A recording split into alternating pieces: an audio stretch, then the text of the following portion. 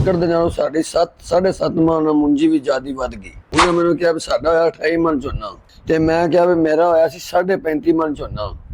ਸੈयद ਬਾਬਰ ਬੁਖਾਰੀ ਸਾਹਿਬ ਨੇ ਦੁਆ ਕੀਤੀ, ਅੱਲਾਹ ਪਾਕ ਦੇ ਕਰਮ ਨਾਲ ਸਾਡਾ ਰਿਜ਼ਕ ਵੀ ਵੱਧ ਗਿਆ। ਤੁਸੀਂ ਖਾਦ ਕਿਹੜੀ ਇਸਤੇਮਾਲ ਕੀਤੀ? ਸਿਰਫ ਖਾਲੀ ਯੂਰੀਆ ਕੀਤੀ। ਇਹਨੇ ਪਾਣੀ ਬੜਾ ਫਾਇਦਾ ਆਇਆ ਸੀ, ਜਦੋਂ ਪਾਇਆ ਉਸ ਤੋਂ ਬਾਅਦ ਪਾਣੀ ਇਕਲਾ। ਮੇਰੀ ਮੁੰਜੀ ਦਾ ਰੇਟ ਜ਼ਿਆਦਾ ਲੱਗਾ, ਪੜਤਲ ਘੱਟ ਸੀ, ਉਹਦੇ ਚ ਵਜਨ ਜ਼ਿਆਦਾ ਸੀ ਮੁੰਜੀ ਦਾ। ਮੁੰਜੀ ਸੁੱਕੀ ਸੀ, ਅੱਛਾ, ਥੱਲੇ ਬਾਂਹ ਬਾਂਦੇ ਸੀ, ਥੱਲੇ ਚੁੱਕਦੇ ਸੀ, ਮੁੰਜੀ ਦੇ ਵਿੱਚ ਖੁਸ਼ਬੂ ਆਉਂਦੀ ਸੀ। ਹੁਣ ਤੁਹਾਡਾ ਝਾੜ ਵੀ ਮਾਸ਼ਾਅੱਲਾ ਵੱਧ ਗਿਆ। ਠੀਕ ਹੈ, ਤੁਹਾਡਾ ਦਾਣੇ ਦਾ ਸਾਈਜ਼ ਵੀ ਵੱਧ ਗਿਆ। ਤੇ ਇਹ ਸੈयद ਬਾਬਰ ਬੁਖਾਰੀ ਸਾਹਿਬ ਜੋ ਸਾਡੇ ਪਿੱਛੇ ਬੈਠ ਕੇ ਤਸਬੀਹ ਕਰਦੇ ਨੇ, ਸਾਡੇ ਹੱਕ 'ਚ ਦੁਆਵਾਂ ਕਰਦੇ ਨੇ ਕਿਸਾਨਾਂ ਦੇ। ਜੀ, ਮੇਰਾ ਨਾਮ ਇਫਤਖਾਰ ਖੋਖਰ ਹੈ। ਮੈਂ ਚਾਹ ਦੀ ਦੁਕਾਨ ਹੈ ਮੇਰੀ, ਚਾਹ ਇੱਥੇ ਸਪਲਾਈ ਕਰਨਾ ਛੋਟਾ ਜਿਹਾ ਮੇਰਾ ਕਾਰੋਬਾਰ ਹੈ। ਰਾਣੇ ਸੁਲੇਮਾਨ ਦੇ ਡੇਰੇ ਬੰਦੇ ਬੈਠੇ ਸੀ, ਗੋਲਾ ਖਾਂਦਾ ਮੈਂ ਡੇਰੇ ਆ ਗਿਆ। ਰਾਣੇ ਸੁਲੇਮਾਨ ਸੈयद ਬਾਦਸ਼ਾਹ ਬੈਠੇ ਸੀ, ਉਹ ਲੋਕਾਂ ਨੂੰ ਦਮ ਕਰ ਰਹੇ ਸੀ। ਦਮ ਦੀ ਵਜ੍ਹਾ ਤੋਂ ਮੈਂ ਉਹਨੂੰ ਦੇਖੀ ਜਾ ਰਿਹਾ ਸੀ। ਮੈਂ ਵੇਖ ਕੇ ਤੇ ਬਾਬੇ ਦੇ ਕੋਲ ਆ ਗਿਆ। ਮੇਰੀਆਂ ਵੱਡੀਆਂ ਮੁੱਛਾਂ ਸੀ, ਅੱਧੀਆਂ ਮੇਰੇ ਮੂੰਹ ਚ ਆ ਰਹੀਆਂ ਸੀ। ਸੈयद ਬਾਦਸ਼ਾਹ ਦੇ ਕੋਲ ਮੈਂ ਆਇਆ, ਉਹਨਾਂ ਕਿਹਾ ਮੈਨੂੰ ਵੀ ਸਭ ਤੋਂ ਪਹਿਲੇ ਤੁਸੀਂ ਇਹ ਮੁੱਛਾਂ ਕਟਾ ਦਿਓ। ਮੈਂ ਕਿਹਾ ਠੀਕ ਹੈ ਬਾਬਾ ਜੀ, ਮੈਂ ਮੁੱਛਾਂ ਕਟਾ ਦਿੰਦਾ। ਮੈਨੂੰ ਵੇਖ ਕੇ ਤੇ ਬੰਦੇ ਹੱਸਣ ਲੱਗ ਪਏ ਵੀ ਬਾਬਾ ਜੀ ਹੁਣ ਇਹ ਬੰਦਾ ਨਹੀਂ ਆਏਗਾ। ਮੈਂ ਗਿਆ ਮਾਮ ਵਿੱਚ, ਮਾਮ ਵਾਲੇ ਨੂੰ ਕਿਹਾ ਨਾਈ ਨੂੰ ਵੀ ਮੇਰੀਆਂ ਮੁੱਛਾਂ ਹੋਈਆਂ ਕਰ ਦਿਓ। ਉਹ ਕਹਿੰਦਾ ਮੈਂ ਨਹੀਂ ਕਰਨੀਆਂ। ਜਦੋਂ ਉਹਨੇ ਨਾ ਕੀਤੀਆਂ 3 ਦਫਾ ਉਹਨੂੰ ਮੈਂ ਕਿਹਾ, ਉਹਨੇ ਮੇਰੀਆਂ ਮੁੱਛਾਂ ਹੋਈਆਂ ਨਹੀਂ ਕੀਤੀਆਂ। ਕੈਂਚੀ ਲੈ ਕੇ ਮੈਂ ਆਪ ਮੁੱਛਾਂ ਕੱਟ ਦਿੱਤੀਆਂ। ਫਿਰ ਮੈਂ ਉਹਨੂੰ ਕਿਹਾ ਮੇਰੀਆਂ ਮੁੱਛਾਂ ਦੀ ਸੈਟਿੰਗ ਕਰ ਦਿਓ, ਉਹਨੇ ਮੇਰੀਆਂ ਮੁੱਛਾਂ ਸੈੱਟ ਕਰ ਦਿੱਤੀਆਂ। ਜਦੋਂ ਮੈਂ ਡੇਰੇ 'ਚ ਆਇਆ, ਬੰਦੇ ਸਾਰੇ ਚੁੱਪ ਕਰ ਗਏ। ਜਦੋਂ ਬੰਦੇ ਚੁੱਪ ਕਰ ਗਏ ਵੀ ਮੁੱਛਾਂ ਕਟਾ ਕੇ ਆ ਗਿਆ, ਬੰਦੇ ਵੇਖ ਕੇ ਮੈਨੂੰ ਹੱਸਣ ਲੱਗ ਪਏ।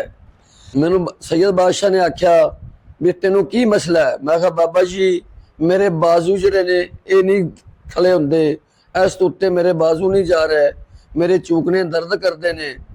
ਸੈयद ਬਾਦਸ਼ਾਹ ਨੇ ਮੈਨੂੰ ਆਖਿਆ ਵੀ ਉੱਥੇ ਖੜਾ ਹੋ ਜਾ। ਮੈਂ ਖੜਾ ਹੋ ਗਿਆ, ਬੰਦੇ ਸਾਰੇ ਮੇਰੇ ਲਈ ਵੇਖਣ ਲੱਗ ਪਏ। ਮੈਨੂੰ ਸੈयद ਬਾਦਸ਼ਾਹ ਨੇ ਆਖਿਆ ਬਾਜ਼ੂ ਖੜੇ ਕਰ। ਮੈਂ ਬਾਜ਼ੀ ਖੜੂ ਕੀਤੇ, ਮੇਰੇ ਬਾਜ਼ੂ ਇਸ ਤੋਂ ਉੱਤੇ ਨਹੀਂ ਗਏ। ਮੈਨੂੰ ਬਾਬੇ ਨੇ ਆਖਿਆ ਵੀ ਤੁਸੀਂ ਅੱਲਾਹੁ ਅਕਬਰ ਪੜ੍ਹੀ ਜੋ। ਮੈਂ ਅੱਲਾਹੁ ਅਕਬਰ ਪੜ੍ਹੀ ਗਿਆ। ਬਾਬੇ ਨੇ ਮੈਨੂੰ ਦਮ ਕੀਤਾ, ਮੈਂ ਦੂਰ ਸੀ। ਬਾਬੇ ਨੇ ਦਮ ਕੀਤਾ, ਜਦੋਂ ਦਮ ਕੀਤਾ ਮੈਨੂੰ ਬਾਬੇ ਨੇ ਕਿਹਾ ਬਾਜ਼ੂ ਖੜੇ ਕਰ। ਮੇਰੇ ਬਾਜ਼ੂ ਖੜੇ ਹੋ ਗਏ, ਸਿੱਧੇ ਹੋ ਗਏ। ਬਾਬੇ ਨੇ ਮੈਨੂੰ ਕਿਹਾ ਵੀ ਤੁਹਾਨੂੰ ਕੋਈ ਦਰਦ ਤਾਂ ਨਹੀਂ ਹੈਗੀ? ਮੈਂ ਕਿਹਾ ਬਾਬਾ ਜੀ ਨਹੀਂ। ਇਹਨੇ ਕਿਹਾ ਵੇਖ ਲਓ। ਮੈਂ ਕਿਹਾ ਬਾਬਾ ਜੀ ਮੇਰੇ ਚੂਕਨੇ ਦਰਦ ਕਰਦੇ ਨੇ। ਬਾਬੇ ਨੇ ਮੈਨੂੰ ਦਮ ਕੀਤਾ, ਮੇਰੇ ਚੂਕਨੇ ਦਰਦ ਖਤਮ ਹੋ ਗਈ। ਇੱਕ ਲੇਪ ਦਿੱਤੀ ਬਾਬੇ ਨੇ ਮੈਨੂੰ ਵੀ ਇਹਦੇ ਉੱਤੇ ਤੁਸੀਂ ਲੇਪ ਕਰਨੀ ਹੈ। ਲੇਪ ਕਰਕੇ ਉੱਤੇ ਕੱਪੜਾ ਵਾਲ ਲੈਣਾ। ਕੱਪੜਾ ਵਾਲ ਕੇ ਨਾ ਪੱਖੇ ਥੱਲੇ ਬਹਿਣਾ, ਨਾ AC ਥੱਲੇ ਬਹਿਣਾ। ਇਹਦਾ ਪਸੀਨਾ ਵਿੱਚ ਸੁੱਕ ਜਾਏਗਾ ਤੇ ਸਾਰਿਆਂ ਨੂੰ ਬਿਹਤਰੀ ਰਹੇਗੀ। ਮੈਂ ਰਾਤ ਨੂੰ ਜਾ ਕੇ ਉਹਦੀ ਲੇਪ ਕੀਤੀ, ਲੇਪ ਕਰਕੇ ਮੈਂ ਲੇਟ ਗਿਆ। ਜਦੋਂ ਮੈਂ ਲੇਟ ਗਿਆ ਮੇਰੀ ਦਰਦ ਖਤਮ ਹੋ ਗਈ। ਮੈਂ ਬਿਲਕੁਲ ਸਹੀ ਉੱਠਿਆ, ਬੈਠਾ। ਮੇਰੇ ਤੋਂ ਬਹਿ ਕੇ ਮੱਝ ਨਹੀਂ ਸੀ ਚੂਈ ਜਾਂਦੀ। ਮੈਂ ਫਿਰ ਮੱਝਾਂ ਚੋਣੀਆਂ ਸ਼ੁਰੂ ਕਰ ਦਿੱਤੀਆਂ। ਮੇਰੇ ਬਾਜ਼ੂ ਕੰਮ ਕਰਨ ਲੱਗ ਪਏ। ਮੈਂ ਠੀਕ ਹੁਣ ਕੰਮਕਾਰ ਵੀ ਕਰ ਲੈਣਾ। ਫਿਰ ਮੇਰੀ 1 ਏਕੜ ਜ਼ਮੀਨ ਸੀ। ਮੈਂ ਕਿਹਾ ਬਾਬਾ ਜੀ ਮੈਨੂੰ ਵੀ ਇਹ ਫਾਰਮੂਲਾ ਦਿਓ। ਉਹਨੇ ਮੈਨੂੰ ਪੁੱਛਿਆ ਵੀ ਤੇਰੇ ਕੋਲ ਜ਼ਮੀਨ ਕਿੰਨੀ ਹੈ? ਮੈਂ ਕਿਹਾ ਬਾਬਾ ਜੀ 1 ਏਕੜ। ਉਹਨੇ ਆਖਿਆ ਵੀ ਸਾਡੇ ਗੈਲਾਂ ਨੇ, ਇਹਨੂੰ ਇਸਤੇਮਾਲ ਕਰੋ। ਤੁਸੀਂ ਇਹ ਇਸਤੇਮਾਲ ਕਰੋਗੇ ਤੇ ਜੇ ਤੁਹਾਡੀ ਜ਼ਮੀਨ ਦੇ ਵਿੱਚ ਕੋਈ ਚੀਜ਼ ਹੋਵੇ, ਰਿਜ਼ਕ ਜ਼ਿਆਦਾ ਹੋ ਜਾਏ ਤੇ ਮੈਨੂੰ ਪੈਸੇ ਦੇ ਦਿਓ। ਜੇ ਰਿਜ਼ਕ ਜ਼ਿਆਦਾ ਨਾ ਹੋਵੇ ਤੇ ਪੈਸੇ ਨਹੀਂ ਦੇਣੇ। ਉਹ ਵੀ ਤੁਸੀਂ ਪੈਸੇ ਆਪਦੇ ਪਿੰਡ ਇੱਥੇ ਲਿਆ ਕੇ ਫੜਾ ਦਿਓ, ਕਿਸੇ ਗਰੀਬ ਬੰਦੇ ਨੂੰ ਤਕਸੀਮ ਕਰ ਦਿਓ। ਉਹ ਵੀ ਲੈ ਕੇ ਮੈਂ ਨਹੀਂ ਜਾਵਾਂਗਾ। ਉਸ ਤੋਂ ਬਾਅਦ ਸੈयद ਬਾਦਸ਼ਾਹ ਨੇ ਉੱਥੇ ਜ਼ਮੀਨ ਤੇ ਗਏ। ਉੱਥੇ ਮੇਰਾ ਤਾਇਆ ਬੈਠਾ ਸੀ ਇਸ ਟਾਈਮ ਵੀ ਬਾਬਾ ਜੀ ਮੇਰੀ ਜ਼ਮੀਨ ਵਾਹ ਦੇ, ਮੇਰੀ ਮੁੰਜੀ ਵਾਹ ਦੇ, ਤੁਸੀਂ ਐਵੇਂ ਫਾਰਮੂਲੇ ਪਵਾਈ ਜਾ ਰਿਹਾ ਜੀ। ਅਸੀਂ ਚੁੱਪ ਕਰ ਗਏ। ਫਿਰ ਵੀ ਉਹਨੇ ਕਿਹਾ ਵੀ ਨਹੀਂ ਮੇਰੀ ਵਾਹ ਦੇ। ਅਸੀਂ ਉਲਟ ਕੀਤਾ, ਮੁੰਜੀ ਜਾ ਕੇ ਚੈੱਕ ਕੀਤੀ। ਉੱਥੇ ਮੈਨੂੰ ਸੈयद ਬਾਦਸ਼ਾਹ ਨੇ ਆਖਿਆ ਵੀ ਇਹਨੂੰ ਕੀ ਕੀਤਾ ਜੀ? ਮੈਂ ਕਿਹਾ ਬਾਬਾ ਜੀ ਅਸੀਂ ਇੱਕ ਯੂਰੀਆ ਦੀ ਬੋਰੀ ਲਾਈਏ, ਨਾ ਕੋਈ DAP ਲਾਈਏ, ਨਾ ਜ਼ਿੰਕ ਪਾਈਏ, ਨਾ ਜ਼ਹਿਰ ਪਾਈਏ, ਨਾ ਕੋਈ ਸਪਰੇਅ ਕੀਤੀ ਏ। ਤੇ ਇਹ ਗੈਲਣੀ ਅਸੀਂ ਪਾਣੀ ਦੇ ਵਿੱਚ ਫੱਡ ਕੀਤੀ ਏ। ਇਹ ਗੈਲਨ ਨੂੰ ਡਰਮ ਦੇ ਵਿੱਚ ਘੋਲ ਕੇ ਪਾਣੀ ਵਿੱਚ ਛੱਡ ਕੇ ਇਹਦੇ ਡਰਮ ਨਾਲ ਸੋਟੇ ਨਾਲ ਘੋਲ ਕੇ ਅੱਲਾਹੁ ਅਕਬਰ ਦੀ ਤਸਬੀਹ ਕੀਤੀ ਏ। ਉਸ ਕਿਲੇ ਦੇ ਵਿੱਚ ਜਾ ਕੇ ਇੱਕ ਸੋਟੀ ਖਲੀ ਕਰ ਦਿੱਤੀ ਏ। ਵਿਚਲੇ ਸਨ ਉੱਥੇ ਜਾ ਕੇ 200 ਦਫਾ ਅੱਲਾਹੂ ਅਕਬਰ ਅੱਲਾਹੂ ਅਕਬਰ ਅੱਲਾਹੂ ਅਕਬਰ ਦੀ ਤਸਬੀਹ ਕੀਤੀ ਹੈ, ਕਰਕੇ ਉਹਨੂੰ ਪਾਣੀ ਸਾਰਿਆਂ ਨੂੰ ਲਾ ਦਿੱਤਾ ਹੈ। ਉਸ ਤੋਂ ਪਿੱਛੇ ਅਸੀਂ ਪਾਣੀ ਨਹੀਂ ਲਾਇਆ ਕਿ ਬਾਰਿਸ਼ ਪਈ ਏ ਤੇ ਸਾਡੀ ਮੁੰਜੀ ਤਿਆਰ ਹੋ ਗਈ ਏ।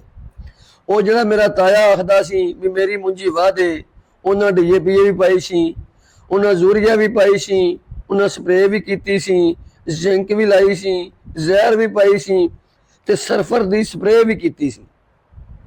ਜਦੋਂ ਝਾੜ ਆਇਆ ਸਭ ਤੋਂ ਪਹਿਲੇ ਉੱਥੇ ਮੁੰਜੀ ਮੈਂ ਝਾੜੀ, ਮੇਰੀ 35.5 ਮਣ ਮੁੰਜੀ ਹੋਈ ਹੈ।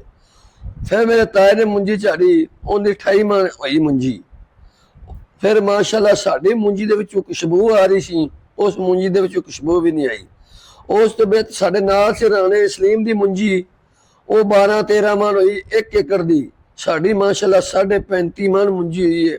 25-26 ਮਣ ਝਾੜ ਸਾਡੇ ਕਿੱਲੇ ਦਾ ਵੱਧ ਗਿਆ ਉੱਥੇ ਨਾਲੋਂ।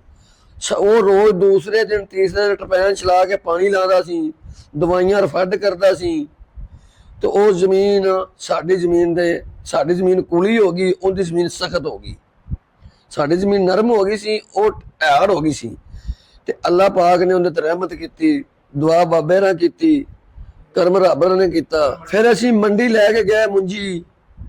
ਉੱਥੇ ਜਾ ਕੇ ਮੈਨੂੰ ਬੰਦੇ ਪੁੱਛਦੇ ਨੇ ਯਾਰ ਮੁੰਜੀ ਨੂੰ ਕੀ ਹੈ, ਇਹਦਾ ਵਜਨ ਬੜਾ ਹੈ।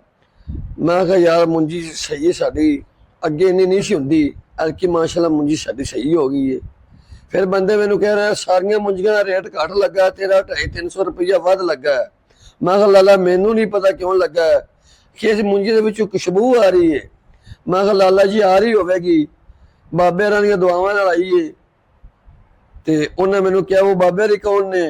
ਸਗੇ ਬਾਦਸ਼ਾਹ ਤੇ ਕਿੱਥੋਂ ਦੇ ਨੇ? ਮੈਂ ਕਿਹਾ ਲਾਲਾ ਮੈਨੂੰ ਨਹੀਂ ਪਤਾ, ਲਾਹੌਰ ਦੇ ਨੇ, ਉਹ ਕਿੱਥੇ ਕਿੱਥੇ ਰਹਿੰਦੇ ਨੇ, ਸਾਡੇ ਕੋਲ ਆਉਂਦੇ ਨੇ, ਕੋਈ ਚੀਜ਼ ਨਹੀਂ ਲੈਂਦੇ, ਸਾਨੂੰ ਦੇ ਕੇ ਜਾਂਦੇ ਨੇ ਤੇ ਸਾਨੂੰ ਆਖਦੇ ਨੇ ਵੀ ਝੂਠ ਮਾਰਨਾ ਛੱਡ ਦਿਓ, ਅੱਲਾ ਬਰਕਤ ਪਾਇਦਾ, ਅੱਲਾ ਥੋੜੇ ਚ ਬਹੁਤਾ ਦੇ ਦਿੰਦਾ। ਜੇ ਝੂਠ ਮਾਰੋਗੇ ਤੇ ਕੁਛ ਨਹੀਂ ਲਓਗੇ, ਜੇ ਝੂਠ ਮਾਰਨਾ ਛੱਡ ਦਿਓਗੇ ਅੱਲਾ ਪਾਕ ਇਹਨਾਂ ਚ ਬਰਕਤ ਪਾਏਗਾ।